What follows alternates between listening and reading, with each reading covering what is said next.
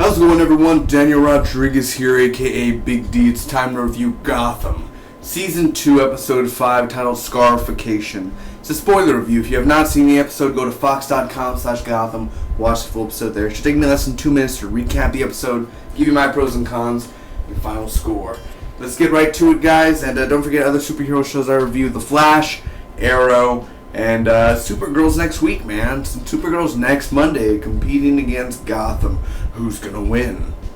I don't know. Supergirl, she's super and she's a girl, so we'll see. We'll see what goes down. I don't know. I'm a man. I know. Anyway, let's get right to it. Theo refuses Penguin. We can be friends, right? Let me check. No. What do you think, Tabitha? I like the very chubby, muscular, funny type. You got 2 of them, right? That's for sure. Tabitha, I'm okay with that. Actually, yeah. Leave him alone. Yeah, leave me alone. Oh, butchy boy. Anyway, so they have the Wayne, money guy out. Not Lucius Fox, but another guy. And they're going to end up, torturing him, but they take out his eye. So the GCPD, the strike force, they do a raid on Penguin's money, so they end up getting Penguin's money, and they beats up this guy.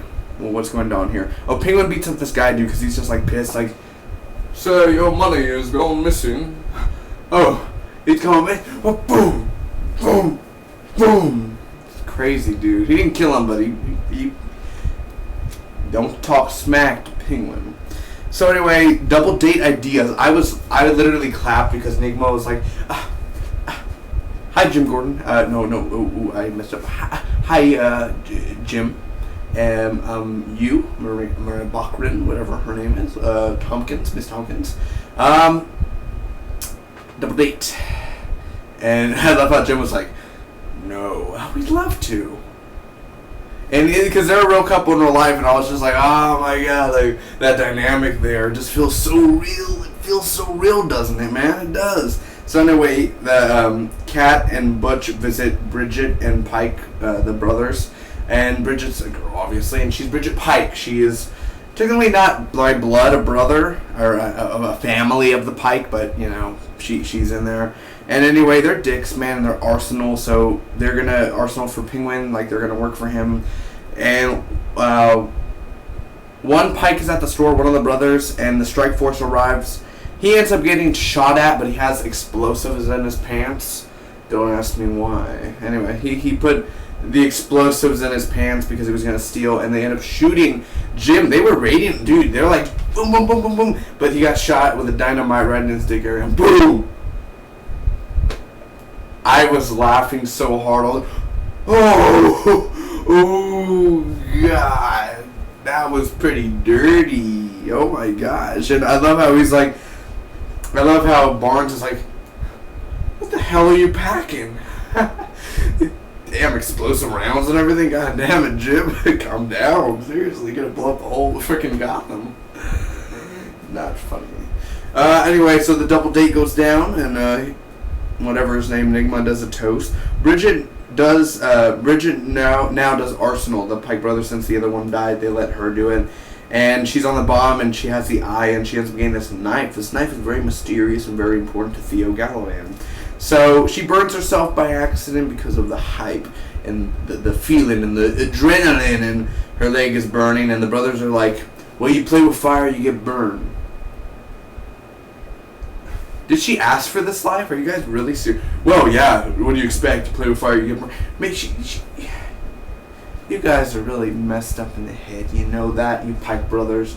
And they kicked her around when they were like, get a beer, and I was like, ooh, I want to slap these boys. I'm like, you do not treat her like that, because Bridget, I don't know how young she is. She seems like she's 3 years younger than me, but still very gorgeous. She looks like she's a 28-year-old who's like a 12-year-old. Honestly, I don't know why, but her voice is very different from her look.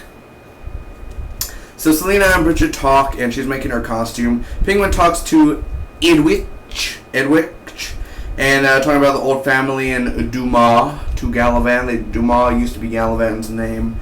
And basically, you're in deep waters, Penguin. well, that's where they thrive. Oh, man. So, Penguin cuts off Butch's hands. Sorry, Butchie boy. What? Ah! Oh, man, another Agents of S.H.I.E.L.D. Star Wars reference. DC, what are you doing? Are you serious? Who's next? Batman to lose his hand? So anyway, Bridget's ready to put on her costume. She has the Firefly costume on, and GCPD arrives. She burns Garrett. Garrett's part of the strike force by accident. The gasoline falls, and he starts to burn to death, and it's kind of funny. And she ends up escaping with Selena. Father Creel visits Theo, and he's like, Theo. Father Creel, please, come over here. You're so rich in your luxuries. Oh, I have to play the part. Because we're the Court of Owls, so stop hiding what you are. But either way, so the brother is coming, and the brothers are coming, basically, like, across the sea. The Court of Owls, or whatever you want to call them. I don't know if they're actually Court of Owls, but most likely they are. And Garrett ended up dying. So it's sad loss to the GCPD. And Theo's also going around Jim this episode for mayor help and all that. So Jim, you're gonna find out sooner or later. Let's be honest. I have a feeling Theo's gonna die by that knife. So what do I think about this episode overall, guys? Well, first off, Bridget, Firefly, dude. Firefly, the costume is amazing. I love how that Firefly costume looks so accurate. Not accurate to the things like comics and everything, but so close to what it would realistically be in that world if that was the first time Firefly costume. It looks awesome. And yes, I played Batman. I played all the Batman Arkhams, but when I first played Arkham Origins, that's where I got discovered to Firefly. And literally, I love Firefly, and I love how they gender swapped it, and it worked. It worked, man. I was thinking, how are they gonna do it? They did it. They did it this episode, dude. She was pretty perfect, Bridget, man. She was really good. I like her character, too. She's not like that annoying villain of the week. Oh, I'm gonna burn Gotham down. No, it's just kind of like, I don't want to do this. Oh, Bridget. Naughty. I was going to do Courage the Cowardly Dog. Oh, well, things I do for love. That was a really bad Courage the Cowardly Dog, wasn't it? What?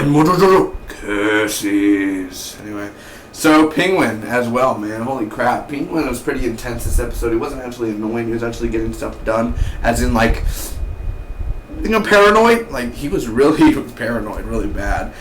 Theo, dude. Theo Gallivan, dude. Actually wasn't annoying as well as just as Penguin. He actually pretty intensified, dude. And Theo, you could see right through him. We know he's a bad, but when Jim, he's kind of like, well, maybe I could help you.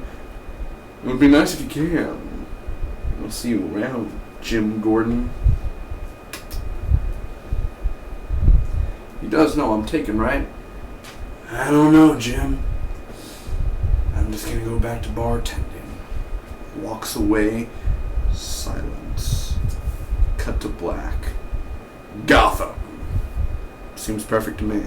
As well, Father Creel. It's very interesting what they are and who they are. Maybe they're the Court of Owls, maybe they're not. But I want to know more about this fathers and the sons and the priests. We'll see where that goes down. The action in here is pretty good overall. Nothing wrong with the action. Bloody, man. There's a lot of blood in here, and the hands getting chopped off and people getting shot, so it's pretty intense. Nigma, dude. Everything with Nigma in here was awesome. The practical effects of the fire, some were CGI effects, so CGI worked as well. And Barnes. Michael Chiklis is a fantastic add-on, just like I said last week. I'm very glad he's on the show. He's a great actor and a good turnout for the show. And Butchie boy, man, he actually got to say words this episode, so I'm very happy for that. The only cons, really, I have to say, is that, like, we didn't get to see Nigma and them. Like, I really wish, I felt like they had more scenes. They just cut it out of the dinner. I really wanted to see more of their dinner, dude, because they really cut Nigma and Miss Kringle out. I call dibs on Kringle Edwards. But, seriously, like, those really the only cons. Maybe just that first strike force seemed there is a strike force in there that feels a little cheesy. It's sad that we lost Garrett, though. Very sad, so I'm kind of mixed on that, on how it didn't seem like he had a very bad burn. Like, yeah, he had barely badly burned, but to die, I mean, he was only on fire for maybe 5 seconds. Maybe 5 seconds, and that was it. 5 or 6 seconds. He wasn't on fire for 20 seconds, so, you know, the nerves and everything, I know, but it's a TV show. Do people really die in TV shows? He could be alive. We don't know. But, I don't think he's going to return, but it's sad because he just joined the strike force and then he dies. Oh, he could have been a great soldier. He was. And we're going to mourn him, but not now. There's a cop killer on the loose. Overall, I'm going to give this episode a B+, guys. It's a really good episode, to be honest. Not much cons, but honestly, I feel like it deserves a B+. It is a really good episode for Season 2, man, and they're still knocking it out of the ballpark this whole season, dude. This season is way better than Season 1. I really enjoy Season 1. I think it's a good season, but this season is really... There hasn't been one bad episode yet where it's like, this is sucky. There hasn't been one episode. I think everything's going to plan. Everything's going well. We'll see what's for next week when Firefly returns and she's with Catwoman. Ooh, la, la.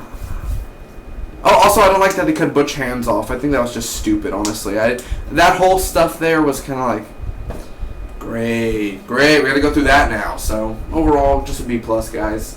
Really good. May the Spock be with you always.